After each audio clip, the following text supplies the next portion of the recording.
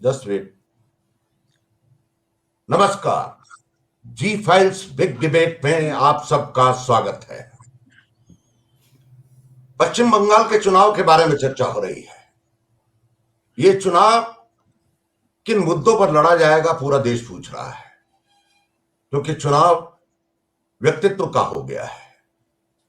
ममता बनर्जी बनाम प्रधानमंत्री का चुनाव है, भारतीय जनता पार्टी बनाम तृणमूल कांग्रेस का चुनाव है। भारतीय जनता पार्टी चाहती है कि ममता बनर्जी को हर हाल में हराया जाए और तृणमूल कांग्रेस की नेता ममता बनर्जी चाहती है कि भारतीय जनता पार्टी को हर हाल में हराया जाए। ये वर्चस्व की लड़ाई है। चुनाव गरमा गया है, लेकिन चुनाव मुद्दों पर लड़ा जाए या नहीं लड़ा जाए, क्या वास्तव में मुद्दे महत्वपूर्ण होते हैं या नहीं होते हैं? मुद्दे लोगों का मर्म समझते हैं, मुद्दे वहीं से निकलते हैं। अगर मुद्दों पर बात नहीं होती है, यानी कि जमीनी हकीकत को नजरअंदाज करके चुनाव लड़ा जाता है, तो उस राज्य का क्या होता है? इन सब मुद्दों पर बातचीत करेंगे। हमारे बीच में बातचीत के लिए आज सबसे वरिष्ठ बंगाल के जानकार और वरिष्ठ पत्रकार शुभव्रता भट्टाचार्य हमारे साथ हैं, जो कि संडे मैगजीन के संपादक रहे हैं, नेशनल हेराल्ड के संपादक रहे हैं, हिंदुस्तान टाइम्स में रेजिडेंट एडिटर रहे हैं, एग्जीक्यूटिव एडिटर रहे हैं। डॉक्टर सूद हैं हमारे साथ, जो कि आर्थिक मामलों के जानकार हैं लेकिन चुनाव पर नजर रखते हैं। प्रदीप सौरभ हैं, जाने माने लेखक, वरिष्ठ पत्रकार, जो कि नरेंद्र मोदी के राज्य गुजरात में कई साल रिपोर्टिंग कर चुके हैं। और विवेक मुखर्जी हैं, वरिष्ठ पत्रकार, जो कि खुद भी पश्चिम बंगाल के मामलों के जानकार हैं, जी फाइल्स के कंसल्टिंग एडिटर हैं। बातचीत की इब्तिदा हम शुभव्रता भट्टाचार्य से करेंगे। शुभदा, आपका स्वागत है इस कार्यक्रम में। आप बताएं, चुनाव जो है मुद्दों को गौण करके व्यक्तित्व पर कैसे पहुंचा है? ये चुनाव मुद्दों का नहीं है। ये चुनाव सिर्फ ये है कि भाई वो बंगाल में तृणमूल की सरकार रहेगी कि बंगाल भी बीजेपी शासित राज्य हो जाएगा। आज से 250 साल पहले 1757 में अंग्रेजों ने पलासी की लड़ाई जीत के हिंदुस्तान को कैप्चर करने की प्रक्रिया शुरू की थी। अभी रिवर्स हो रहा है। आज बीजेपी ने सारे देश को जीतने के बाद पलासी को जीतने का फैसला किया है, क्योंकि बिना पलासी जीते हिंदुस्तान पे राज कायम नहीं होता। आज से ही नहीं, जब से मुगलों का जमाना था तभी से जो भी मुगल होते थे, उससे पहले दिल्ली सल्तनत के कोई भी होते थे, वो कभी तमिलनाडु की ओर गौर नहीं करते थे। गुजरात के ऊपर थोड़ा बहुत गौर होता था, आसाम की नहीं सोचते थे, उड़ीसा की नहीं सोचते थे, मध्य प्रदेश छत्तीसगढ़ नहीं सोचते थे। उनका होता था बंगाल में राज किसका होगा, because Bengal was a prosperous state. Bengal in those days contribute 50% of India's GDP. So आज इकोनॉमिक मुद्दा नहीं है ये मुद्दा ये है कि कलकत्ता जो है वो एक बीजेपी का स्टेट कैपिटल होगा कि नहीं होगा, ये मुद्दा है। इसीलिए शुरू से ही अमित शाह, नरेंद्र मोदी, नड्डा जी और and big credit to Kailash Vijayvargiya, जो बेचारे इंदौर के रहने वाले का, कहाँ इंदौर और कहाँ कलकत्ता, काम किया है। अरविंद सुब्रमण्यम आरएसएस के जो वहाँ पर जो इंचार्ज हैं, वो तो आज से 5 साल से काम कर रहे हैं वहाँ पर ऑन द ग्राउंड। बीजेपी पिछले 5 साल से ऑन द ग्राउंड काम किए जा रही है वहाँ पर। जब से 2014 में जब सत्ता में बीजेपी आई, जनसंघ, इवन इन जनसंघ के दिनों में भी, श्याम प्रसाद मुखर्जी के दिनों में भी बंगाल के अंदर जनसंघ से 2 ही सीटें आई थी। ये नहीं था कि श्याम प्रसाद मुखर्जी वहां के थे तो वो कोई, Shyama Prasad Mukherjee was a factional leader of the Hindu Mahasabha. Don't forget कि वो Muslim League led united front जो सरकार की थी सुहरावर्दी की, उससे पहले हफीजुल हक की, उसके मोस्ट पावरफुल मिनिस्टर हुआ करते थे 1940s में। उसके बाद वो इधर आ गए और फिर नेहरू कैबिनेट में भी रहे, सब कुछ। उनको सिर्फ नेहरू कैबिनेट के लिए याद करते हैं, but he was a minister in Bengal. He was a minister in Bengal the entire the 40s, 1936 के 37 के इलेक्शन के बाद जो सरकारें बनी बंगाल में आफ्टर 47, और अगर आज वेस्ट बंगाल है वो उनके लिए है, क्योंकि उन्होंने डिमांड की थी कि भाई otherwise as per plan being a Muslim majority state Bengal was to go to Pakistan. Shyama Prasad Mukherjee who demanded a state for the Bengali Hindus, just as much as the Shiromani Akali Dal's demand for a homeland for the Sikhs made the British partition Punjab. Punjab and Bengal partitions were to understand the politics of today. So That's right. BJP never grew there. BJP used to just win something like 2 or 3 seats in the maximum 2 seats in the Calcutta municipality. From there, for them to have 18 seats in Lok Sabha, remarkable thing. And the way Mamata is reacting to the attack by this thing, I don't know किसने तोड़ी, इनकी campaign vehicle तोड़ दी गई BJP की। किसने तोड़ा? BJP ने खुद तो नहीं तोड़ा होगा मेरे ख्याल से। किसने तोड़ा? आज तक कभी हुआ है क्या? क्योंकि एक पॉलिटिकल पार्टी की, एक नेशनल पॉलिटिकल पार्टी की सारी कैंपेन व्हीकल्स रात को जहाँ रखी गई थी वहां जाके गुंडे घुस के सारी की सारी तोड़ के आ गए। आज तक हुआ नहीं है। से मैं ये नहीं कह रहा हूँ तृणमूल ने किया है, किसी ने तो किया है। इसका मतलब that shows the pitch of the campaign and the stakes which are involved. तो मुद्दा जो है दूसरी तरह से बदल गया है। प्रदीप सौरभ, आप क्या कहेंगे? सुबोधा ने बहुत बढ़िया बात की और उस बात को तो स्वयं बीजेपी के लोग नहीं उठा रहे हैं, आप बताएं। तो त्यागी जी, सुबोधा की बहुत सारी बातों से सहमत हूं, लेकिन बंगाल के चुनाव में मुद्दा तो है, और मुद्दा इसलिए भी है, मुझे दिख रहा है कि भारतीय जनता पार्टी जब किसी भी चुनाव पे जाती है तो वो चुनावबाज पार्टी है। उसको चुनाव लड़ने की रणनीति और कारपेट बॉम्बिंग जिसको कहते, एक साथ इतने मुख्यमंत्रियों और मंत्रियों को उतार देना, ये सारा का सारा कुछ कर देते हैं। इवन अगर आप हैदराबाद भी देखोगे कि एक छोटे से म्युनिसिपल इलेक्शंस में मुख्यमंत्री लोग भी पहुंचे और देश का गृह मंत्री भी वहां पर कैंपेन कर रहा था चुनाव में। तो भारतीय जनता पार्टी के लिए चुनाव एक बहुत अहम सवाल है। और मुद्दा आप उस तरह कहें कि बंगाल में करप्शन है, ये मुद्दा है? नहीं, ये मुद्दा नहीं है। और कभी भी मुझे ऐसा लगता है पिछले 1-2 डिकेड को अगर आप ध्यान से देखो तो कभी भी कोई बड़े मुद्दे के सवाल पर चुनाव नहीं हुआ। ये कहा जा रहा था कि जो चुनाव होंगे अभी 19 वाले जो हुए थे पीछे लोकसभा के चुनाव, उसमें ये कहा जा रहा था डिमोनेटाइजेशन, नोटबंदी के सवाल के आधार पे होगा, और बीजेपी को बहुत प्रबल बहुमत मिला। और बंगाल के अंदर भी मुद्दा है, और वो साफ साफ दिख रहा है कि कम्युनलाइजेशन, कि बंगाल को, अब आप योगी की सभाओं को अगर आप ध्यान से देखेंगे कि योगी ने अभी जो सभाएं की है, श्री राम जो नहीं बोलते हैं उनको रहने का अधिकार नहीं, जो उनकी लाइन ऑफ एक्शन, उनके लिए आज भी ये जो बंगाल को, उनको लग रहा है कि जो बंगाली हिंदूज हैं, जो वहां पर रहने वाले जो हिंदी स्टेट्स के लोग हैं, उनसे क्लब करके ये जंग फतह की जा सकती है। और ये मुद्दा वहां बहुत प्रबल तौर पर भारतीय जनता पार्टी रख रही है।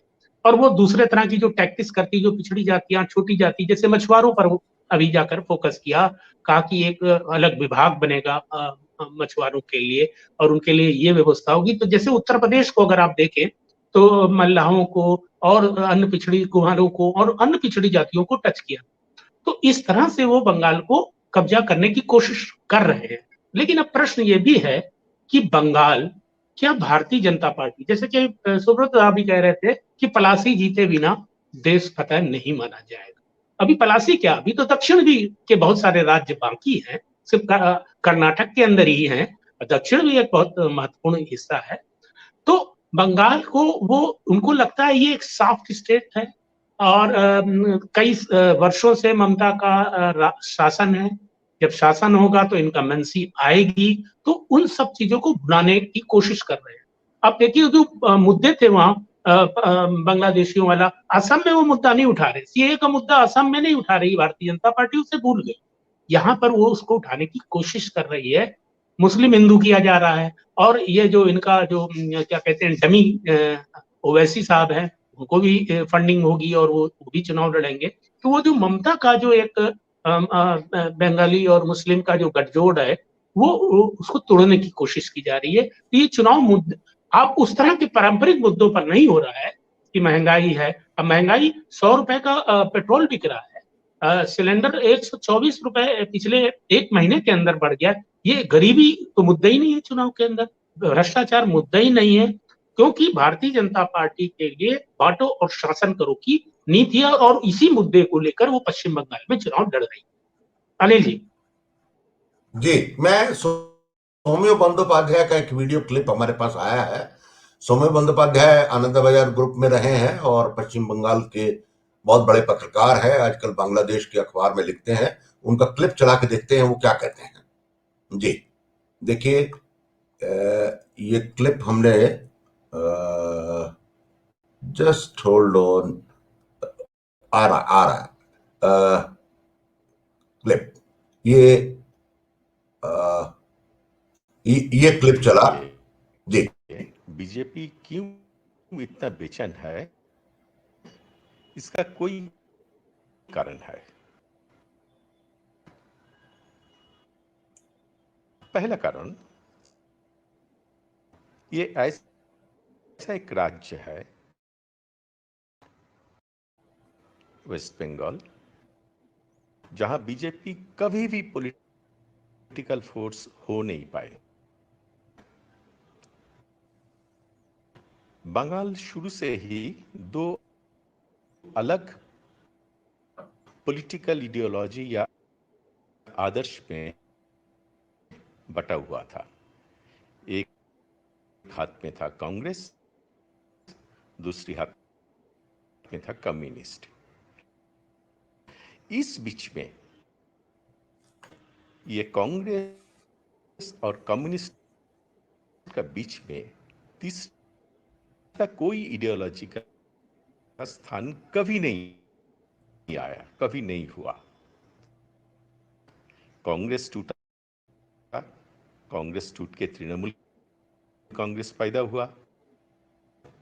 वो भी कांग्रेस का जमाना ही है, कांग्रेस का आदर्श था, कांग्रेस का आइडियोलॉजी में ही था। कम्युनिस्ट लोग टूटा तो अल्ट्रा लेफ्ट या नक्सल या माओवादी इसका बोलबुला हुआ था, मगर वो भी कम्युनिस्ट आइडियोलॉजी था। तीसरा कोई पॉलिटिकल आइडियोलॉजी जैसे बीजेपी, ऐसा अभी भी कोई स्थान नहीं था।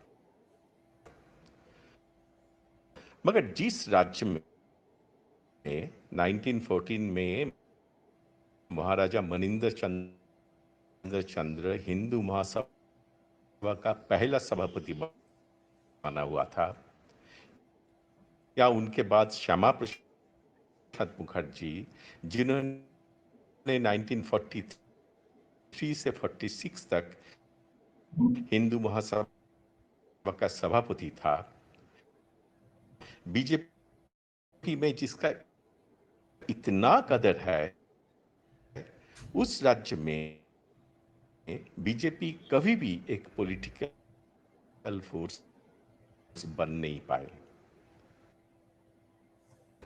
मोदी शाह की जमाना has brought that opportunity for the first time. This is the golden period. BJP का पास मनी पावर है, मसल पावर है, मैन पावर है, इंस्टीट्यूशनल पावर है, उसको साथ साथ में है लीडरशिप क्वालिटी और पावर।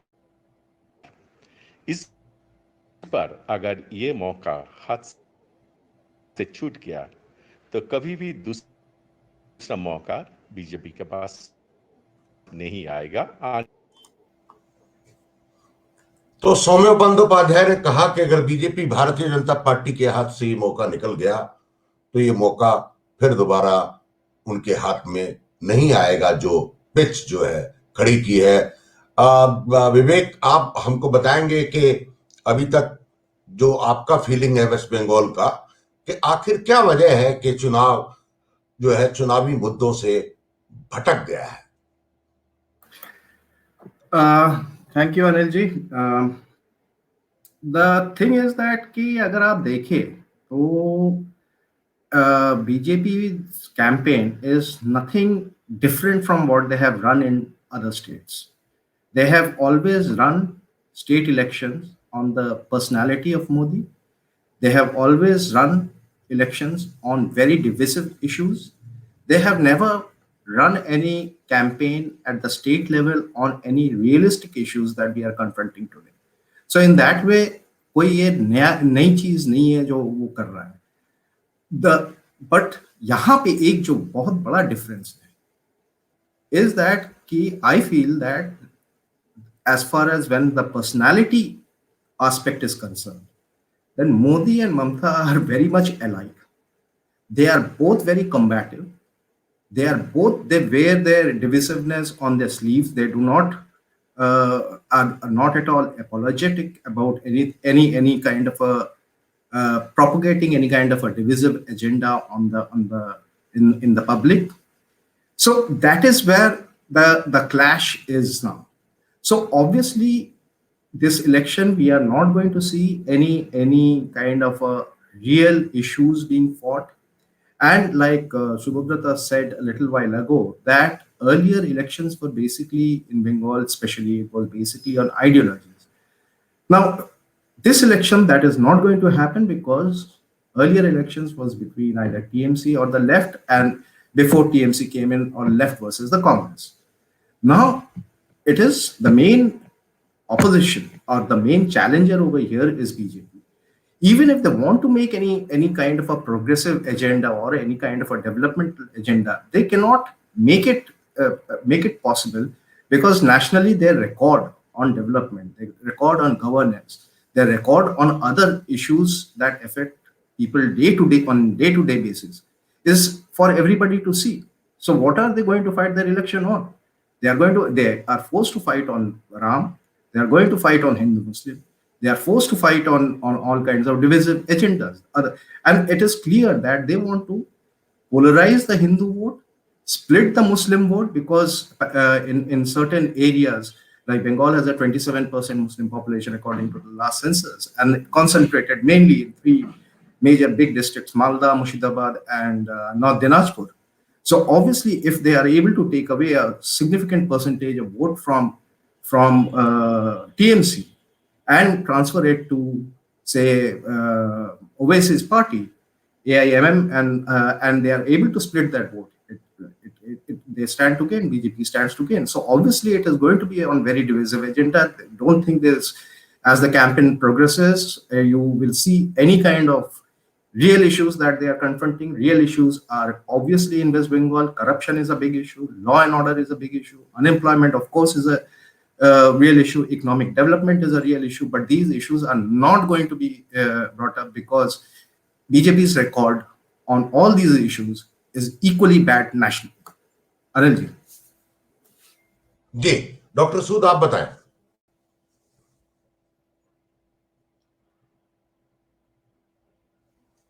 आपका माइक म्यूट है, आप माइक अनम्यूट करें। हाँ, एक मिनट जी बोले डॉक्टर ही सूद। है। आवाज आ रही है क्या? हाँ, अब बोले, आवाज आ रही है, आ रही है, जी बताएं। जी। तो मैं ये कहना चाह रहा था कि आखिर मुद्दे की समझ है कितने लोगों को, कितने चुनाव मुद्दों पर लड़े गए हैं, मुद्दा रेलेवेंट है या नहीं, इस बात पर कौन चर्चा करेगा।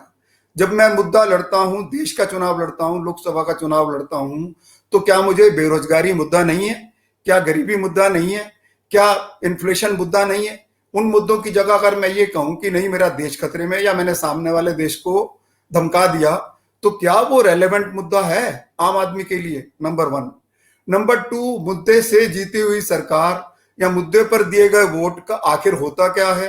बाद में अगर बीच में वो सरकार गिर जाती है तो उस मुद्दों का कहां पर रेलेवेंस रह जाता है।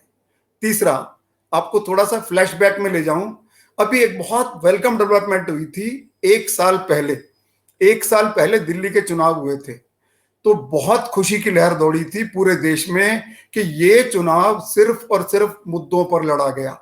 जब आम आदमी पार्टी ने वोट मांगी जाकर, तो कहा साहब हमने आपको पानी दिया, हमने आपको सस्ती बिजली दी, हमने शिक्षा में सुधार किए, हमने स्वास्थ्य सुविधाओं में सुधार किए, हमने सुरक्षा के लिए कदम उठाए, सीसीटीवी कैमरा लगाए, परिवहन में सुधार किए। लोगों ने वो बात स्वीकार की और उन मुद्दों पर सहर्ष वोट दिया कि हाँ भैया, दिल्ली में तो केजरीवाल ठीक है। उन्होंने कहा कि मोदी जी प्रधानमंत्री हैं और वो मेरे भी प्रधानमंत्री हैं।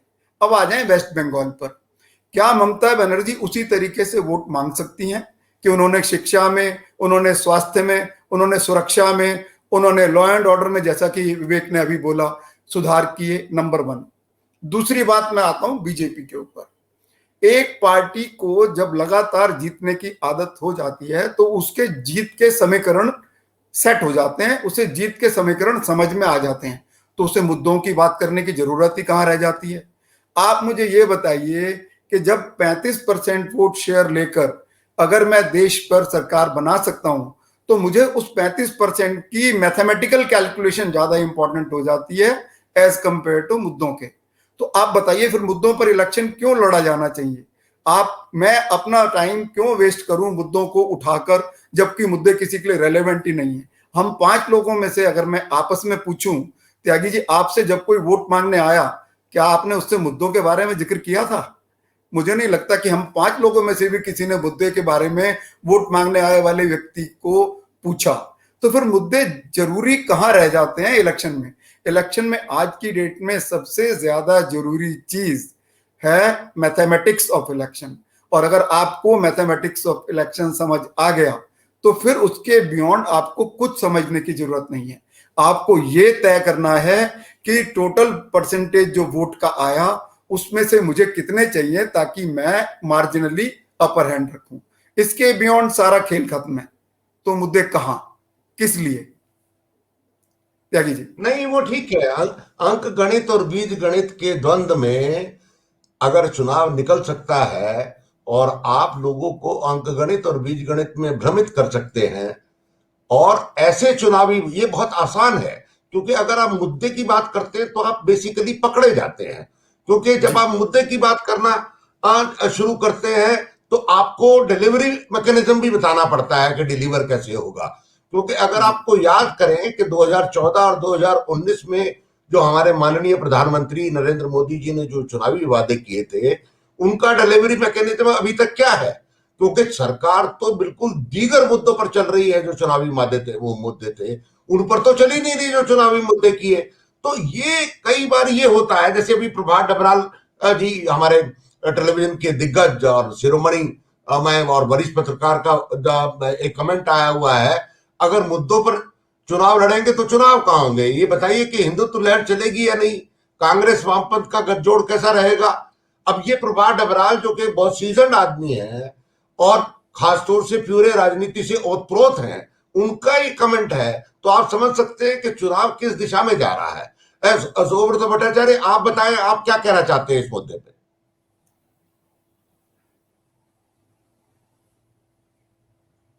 सुब्रता, अपना माइक अनम्यूट करें आप प्लीज। हाँ जी।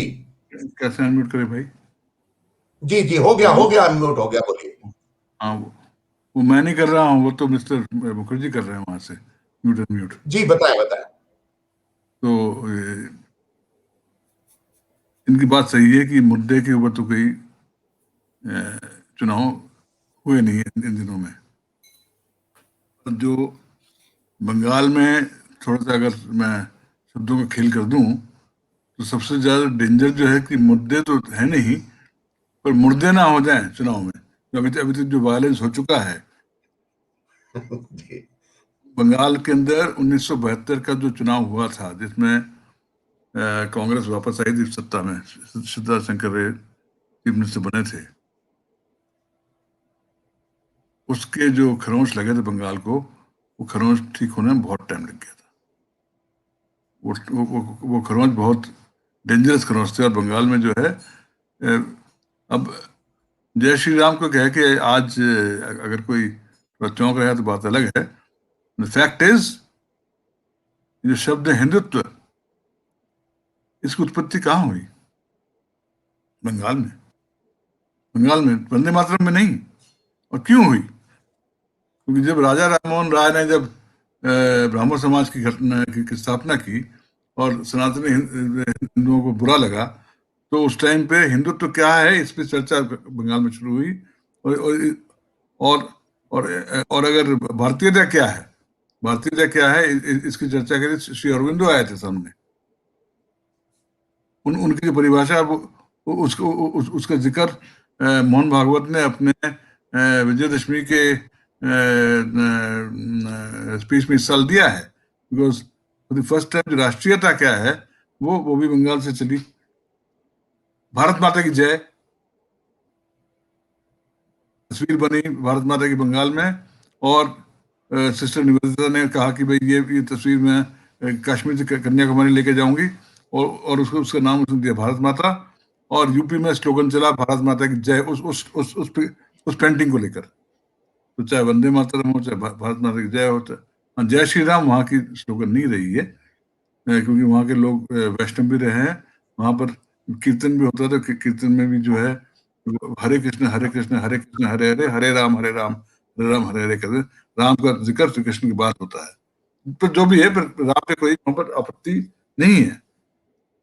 अभी हुआ ये है कि पिछले 5 सालों में ममता ने अपने मुस्लिम वोट को कंसोलिडेट करने के लिए जो अपीसमेंट किया है, जब मैं कलकत्ता जाता था, जो बिल्कुल टोटल सेकुलर किस्म के पत्रकार या आम आदमी जो जिनको कोई पॉलिटिक्स लेना देना नहीं है, वो लोग मुझे दिखाते थे कि देखो ये जो है किस तरह से अपीसमेंट चल रही है, किस तरह से सरकार जो है सिर्फ एक समुदाय के लिए काम कर रही है। क्योंकि मंदिर के पुरोहितों को स्टाइपेंड मिला अभी चुनाव से पहले, और मस्जिद के जो मुल्ला है उनको मिल गया था 5 साल पहले। तो ममता ने जो एग्रेसिव अपीसमेंट पॉलिसी की, इसने बीजेपी के लिए जमीन तैयार कर दी, और बीजेपी चुकने वाली पार्टी नहीं है। सुबोधा, अगर हम सीताराम येचुरी का बयान देखें, सीताराम येचुरी ने बयान दिया है कि जो कि कम्युनिस्ट पार्टी के महासचिव हैं और बहुत तेज तर्रार के सीपीआई के अस्तित्व आज भी बंगाल में है। जी जी जी, कम्युनिस्ट पार्टी मार्क्सवादी के जो महासचिव है, उन्होंने कहा कि BJP and TMC are using religion to divert attention from the problems being faced by the people of the country. अब आप ये समझिए कि जब मार्क्सवादी कम्युनिस्ट पार्टी का सीताराम येचुरी, प्रकाश कारेट, जेएनयू के दिग्गज नेता, उन्होंने तो खैर यही किया है कि कम्युनिस्ट पार्टी मार्क्सिस्ट जो कि ग्रो कर रही थी, जो 1971 के चुनाव में ही सीपीआई को ओवरटेक करके 24 सीटों पे आ गए थे। सीपीआई थी 23 सीटों पे 1971 के चुनाव में, तो ज्यादातर सीटें आई थी। ठीक है, बंगाल और केरला की सीटें थी। सीपीआई ऑल इंडिया पार्टी, उसकी सीटें पंजाब, बिहार, यूपी, तमिलनाडु, केरला, वेस्ट बंगाल, आसाम से आती थी। सीपीआईएम की सिर्फ 2 सीटें प्लस त्रिपुरा। तो इन्होंने तो सीपीएम को समेट कर दिया जेएनयू कैंपस के अंदर। उसके बाहर सीपीएम का अस्तित्व कहाँ मुझे नजर नहीं आता। अभी अच्छी रैली हुई उनकी दिन पहले।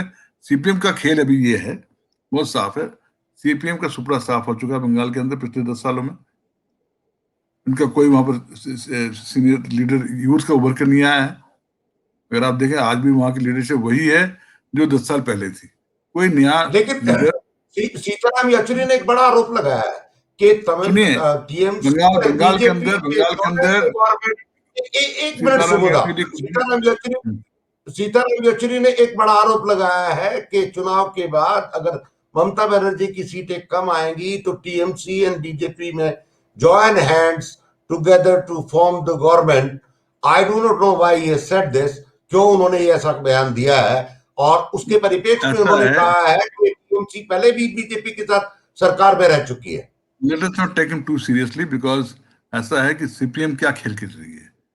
सीपीएम ने जो अभी जो अलायंस किया है फुरफुरा शरीफ के साथ, जिसकी पिछले को ये भी चले गए हैं, कांग्रेस वाले भी चले गए, जो कि एब्सोल्युटली सरप्राइजिंग है। Let us not confuse the alliance of IUML and Congress in Kerala, because IUML क्या चीज है केरला की। जब आजादी आई तो जिस मुस्लिम लीग ने कहा कि हम पाकिस्तान का समर्थन नहीं करते हैं, जो हिंदुस्तान में रहेंगे, तो उस मुस्लिम लीग का स्प्लिट हुआ था 47 में। एक पाकिस्तान मुस्लिम लीग बनी थी और एक बनी थी Indian union Muslim league, because इन्होंने अपना अस्तित्व कहा था कि हम इंडियन यूनियन के साथ हैं, नॉट विद पाकिस्तान। तो वो तो जो है IUML कांग्रेस के अलायंस को कंफ्यूज ना किया जाए यहाँ पर। द फैक्ट इज ये लोग चाहते हैं कि मुस्लिम वोट को डिवाइड किया जाए ताकि टीएमसी हारे, क्योंकि ये समझते हैं कि अगर टीएमसी हार जाती है और बीजेपी की सरकार वहां बन जाती है, तो फिर अगले 5 सालों में left can try to win back its turf, because TMC ऐसी पार्टी जो कि एक किसी आइडियोलॉजिकल बेस के ऊपर नहीं, वो कांग्रेस छूट के आई थी, उस पर आइडियोलॉजी कोई है नहीं, और उसमें बहुत सारे फिशर्स हैं, दरारें हैं, तो वो ढह जाएगी शायद इसके बाद। वो जो ढह जाएगी, उसकी जो स्पेस निकलेगी, उस स्पेस को रिकैप्चर करते हुए सीपीएम अपना स्ट्रेटेजिकली डायलेक्टिकली सीपीएम कोई अपने नजरिए से बुरा काम नहीं कर रही है। पर ये कहना है कि बीजेपी टीएमसी हो सकता है, politics is art of the possible. हम ये क्यों नहीं सोचते कि दैट अगर टीएमसी की सीटें कम पड़ जाती हैं तो left in Congress they may decide to not back BJP and thereby enable the formation of a government of TMC in Bengal। ये भी हो सकता है। अभी जो आंकड़े आ रहे हैं, सी वोटर आंकड़े आया है, उसमें ये है, सी वोटर ने कहा है कि बीजेपी में win between 92 and 108 seats, TMC may win 148 is the magic figure in Bengal, to 164, and the left and Congress combined may win 31 to 39 seats. Suppose TMC रुक जाती है 146 पे, और ये कम्युनिस्ट और and don't forget one thing, Congress वहां पर third party है, सीपीएम नहीं। वेस्ट बंगाल असेंबली में आज की तारीख में numbers Congress is the third party there. आज हम चर्चा कर रहे हैं चुनावी मुद्दों पे। प्रदीप सौरभ आप बताएंगे, सुबोधा माफ करेंगे, आज हम इस कैलकुलेशन पे बात नहीं कर रहे हैं। प्रदीप सौरभ आप बताएं, जो सुबोधा ने कहा और डॉक्टर सूद ने भी कहा, प्रदीप सौरभ ने, आपने विवेक मुखर्जी ने कहा, आप बताएं। माइक अनम्यूट कीजिए प्लीज, माइक अनम्यूट कीजिए, माइक अनम्यूट कीजिए। प्रदीप सौरभ माइक अनम्यूट कीजिए प्लीज, माइक। हाँ अब बोलिए। मैं ये कह रहा था कि सुब्रता जो कह रहे हैं कि बहुत एग्रेसिव इम्पीचमेंट किया है मुस्लिमों का, ऐसा नहीं है। अब आप वहां देखिए, जो दुर्गा पूजा के क्लब होते हैं, उनको भी ममता ने लाखों रुपए दिए हैं। यही नहीं, जो हिंदी भाषी लोग रह रहे हैं, उनके लिए करीब 600 हिंदी में पढ़ाए जाने वाले स्कूलों पर भी काम किया गया है, और 18 कॉलेज भी ममता ने हिंदी कॉलेज की स्थापना की है। ऐसा नहीं है। क्यों? क्योंकि भारतीय जनता पार्टी का कैरेक्टर साफ है कि वो एंटी मुस्लिम है, जबकि और दूसरी जो राजनीति यहाँ प्रदीप मुझे माफ करेंगे, कल ही दिलीप घोष का बयान आया है कि मुसलमानों को पश्चिम बंगाल में डरने की जरूरत नहीं है, और हम किसी पार्टी को एंटी मुस्लिम नहीं कहें, बल्कि कहिए कि उनका उस समाज से मतभेद हो सकता है, ये ज्यादा बेहतर होगा। देखिए, कह सकते हैं भाषा का अंतर हो सकता है, लेकिन ये सच है कि आप ये बताइए कि भारतीय जनता पार्टी पूरे देश के अंदर लोकसभा चुनाव में उन्होंने कितने टिकट दिए अल्पसंख्यक समुदाय को? ये भी एक सवाल है। विधानसभाओं में कितने टिकट दिए जाते हैं? इनके पास पूरे देश के अंदर 2 नेता हैं। और एक जो केंद्रीय नेता होता था उसको बिहार में सेटल कर दिया, शाहनवाज हुसैन और मुख्तार अब्बास नकवी। क्या इस देश में 24-25 करोड़ जो माइनॉरिटी, त्यागी जी, 24-25 करोड़ की जनसंख्या वाली जो माइनॉरिटी है, तो भारतीय जनता पार्टी को उसमें कोई नेता ही नहीं दिखता है। और ऐसा नहीं है कि इस समुदाय का इस देश की निर्माण में, इस देश की आजादी के संघर्ष में या मौजूदा समय में कोई भूमिका नहीं है। तो सवाल है, अगर कोई पार्टी, राजनीतिक दल इस तरह का एटीट्यूड रखता है तो उसको क्या कहा जा सकता है। और वो तो कहते ही हैं कि जब आप राम की बात करते हैं तो आप हिंदू पार्टी हैं, आप ठीक है, आप हिंदू महासभा आपने नाम नहीं रखा है, लेकिन भारतीय जनता पार्टी किसी भी तरह से आप देखेंगे, उसका विश्लेषण करेंगे एक समझदार पॉलिटिकल एनालिस्ट के नाते, तो आप पाएंगे वो एक हिंदू पार्टी है। और उसका नाम बेशक उसकी पार्टी के अंदर नहीं जुड़ा है, लेकिन आप कोई भी चीज की चुनाव अभियान की शुरुआत होती है, मंदिर, कहीं भी पूजा, आप देखो ना कि ये जो अब आप ये कह सकते हैं ये उनकी निजी आस्था है, लेकिन नहीं, ये बहुत प्रतीकात्मक कदम होते हैं। सौरभ, एक बात फंडामेंटली समझ लीजिए, कानून की किताब में जब तक ये लिखा हुआ है कि democratic socialist secular Republic of India, तब तक उसके अंदर जो भी पॉलिटिकल पार्टी चुनाव इलेक्शन कमीशन की मर्यादाओं के तहत काम कर रही है, उसको हिंदूवादी कहना या गैर मुस्लिम विरोधी कहना ये तर्कसंगत बनता नहीं है, जब तक कि वो पार्टी खुद ही क्लेम ना करे और उसका अध्यक्ष ये बात ना कहे। आपकी अपनी राय हो सकती है, डॉक्टर सूद आप मुझे बताएं। सही कहा आपने कि ऐसा कहना शायद ठीक नहीं होगा, उचित नहीं होगा, लेकिन पिछले लोकसभा चुनाव में भारतीय जनता पार्टी शायद सक्सेस टेस्ट करते करते रह गई। और अगर आप देखें तो जो वोट परसेंटेज का शेयर था वो मात्र शायद दोनों पार्टियों टीएमसी और बीजेपी में 3% का था। और अगर 3% को और हम मानकर चलते हैं डिफरेंस को, तो टिल्ट कितना चाहिए आपको 1.5% के लिए। तो जितना मल्टी कॉर्नर कॉन्टेस्ट होगा, सपोज करो कि अब जैसे अभी मैं फ्लैश आपके स्क्रीन पर ही देख रहा था, कोई सुमित बोथरा जी कर रहे थे कि क्या ये 3 कॉर्नर कॉन्टेस्ट होगा, उसमें थर्ड जो है वो एंट्रेंट बीजेपी होगा। बीजेपी स्टेट लेवल के लिए न्यू एंट्रेंट हो सकता है, लेकिन आप किसी भी सूरत में आज बीजेपी को अंडरमाइन तो कर ही नहीं सकते। क्यों? क्योंकि राष्ट्रीय पार्टी अपने आप को स्थापित कर चुकी है, नंबर 1। नंबर 2, सिर्फ उसे थोड़ी सी और एक्स्ट्रा एफर्ट चाहिए होंगी शायद वेस्ट बंगाल में एक बड़ी पार्टी के रूप में इमर्ज होने के लिए। तो मुझे लगता है कि वो, जैसे पिछले एपिसोड में भी मैंने कहा था कि भारतीय जनता पार्टी को लगता है कि अभी नहीं तो कभी नहीं, वो लगता है कि सक्सेस के बहुत नजदीक है, though it may be too far when the actual results come. But जहां तक मुझे लगता है कि इस बार उन्हें अपनी पूरी शक्ति झोंक देने में कोई कुताही नहीं करनी चाहिए, और वो कर भी रहे हैं शायद। अब डॉक्टर सूद, इस प्रोग्राम को क्विकली वाइंड अप करेंगे। विवेक, आपके पास 1 मिनट का समय, उसके बाद सुबोधा के पास जाएंगे 1 मिनट के लिए, 40 मिनट में प्रोग्राम को बंद करेंगे। आप बताएं।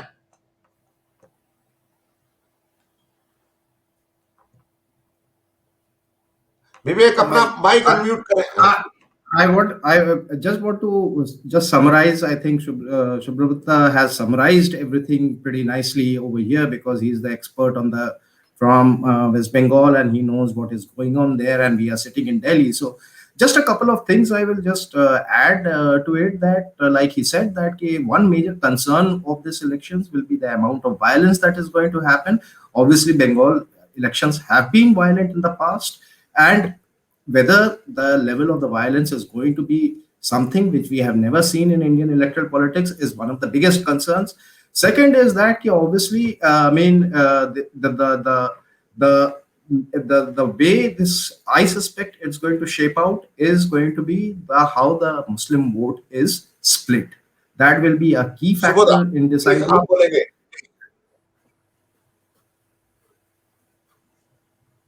सुबोधा, माइक अनम्यूट करेंगे। इस चुनाव से पहले, रोके ना, इस चुनाव से पहले का कोई भी अस्तित्व नहीं था बंगाल में। तो बीजेपी जो भी करे इस बार उसके लिए जीत है, चाहे उसको मेजॉरिटी मिले ना मिले, जो भी करे वो एक पॉजिटिव है। और अगर आप बीजेपी का आप हिस्ट्री देख लें, जिससे जनसंघ ने ग्रो किया था कि भाई असली पार्टी जो 2 सीट से सत्ता में आई है वो तो बीजेपी है। और मैं प्रदीप जी से सहमत हूं, पर एक बात में मैं कहना चाहूंगा कि जब बीजेपी के जब गठन हुआ था 1980 में, तो उस मंच से एक सज्जन ने डिक्लेयर किया था कि आज हिंदुस्तान की नई सत्तारूढ़ पार्टी का गठन हो गया है, next future ruling party of India. उनका नाम था मोहम्मद करीम छागला, जस्टिस मोहम्मद करीम छागला। और जनरल सेक्रेटरी में थे सिकंदर बख्त, जो कि कांग्रेस ओ से आए थे, जनसंघी नहीं थे। आज की तारीख में अगर मुख्तार अहमद नकवी और के अलावा अगर कुछ सेंटर में अगर पावरफुल लीडर नहीं मिल रहा किसी पार्टी को, तो पार्टी का जबरदस्ती किसी लीडर बनाए। तो ये तो उनका इंटरनल मामला है, इसको समझे। हाँ, ये मैं मानता हूँ कि और टिकटें मिलनी चाहिए, पर सिर्फ टिकटें देने के लिए टिकटें देना मैं नहीं समझता कि कार्यकर्ता को ताक लगाकर देना चाहिए। एक चीज और, ओनली वन पॉइंट, कि जो भी मुद्दा आएगा, चाहे मेजोरिटी आए या ना आए, the victor of this election will be BJP, because it will. धन्यवाद आप सबका। इस प्रोग्राम को हम यहीं खत्म करेंगे, लेकिन भारतीय जनता पार्टी को एक चीज की बधाई देनी पड़ेगी।